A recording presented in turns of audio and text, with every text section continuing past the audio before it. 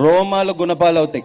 Hi guys, as a history student ఇండియాకి freedom ఎలా వచ్చింది, ఎవరెవరు ఫైట్ చేశారు, ఎంత స్ట్రగుల్ చేశారు, ఇదంతా నేను చదివాను భయ్యా. కానీ ఇండియా ఇంకా పాకిస్తాన్ పార్టీషన్ ఎలా జరిగింది దాని గురించి నాకు అంత డీటెయిల్ గా తెలియదు. కానీ నిన్న నైట్ సోనీ లివ్ లో freedom at mid night series చూసాక క్లారిటీ వచ్చింది. 1946 ఆ టైమ్స్ లోకి వెళ్ళిపోతాం మనం. కాస్టింగ్ బాగా చేశారు భయ్యా, కానీ జిన్నా క్యారెక్టర్ ఎవరైతే ప్లే చేశారో ఆయన కేసీపీడి అంతే. And iron man of India Sardar Vallabhbhai Patel ఆయన కూడా బాగా చేశారు. టోటల్ 7 ఎపిసోడ్స్ ఉన్నాయి భయ్యా ఈ సిరీస్ లో. 7th ఎపిసోడ్ మాత్రం మస్తు నచ్చింది నాకు. అండ్ ఫస్ట్ ఎపిసోడ్ ఇంకా 3rd ఎపిసోడ్ కూడా బాగా నచ్చింది. డైలాగ్స్ వేరే లెవెల్ ఉన్నాయి అంతే. ఎస్పెషల్లీ ఒక డైలాగ్ బాగా నచ్చింది భయ్యా, యుద్ధంలో మనుషులు మరణిస్తారు కానీ ఈ యుద్ధంలో మానవత్వం మరణించింది. ఇలాంటి డైలాగ్స్ చాలా ఉన్నాయి భయ్యా ఈ సిరీస్ లో. ఈ సిరీస్ కొంచెం కాంట్రవర్షియల్ అవ్వచ్చు భయ్యా, అండ్ కొంతమంది మనోభావాలు కూడా దెబ్బతినొచ్చు.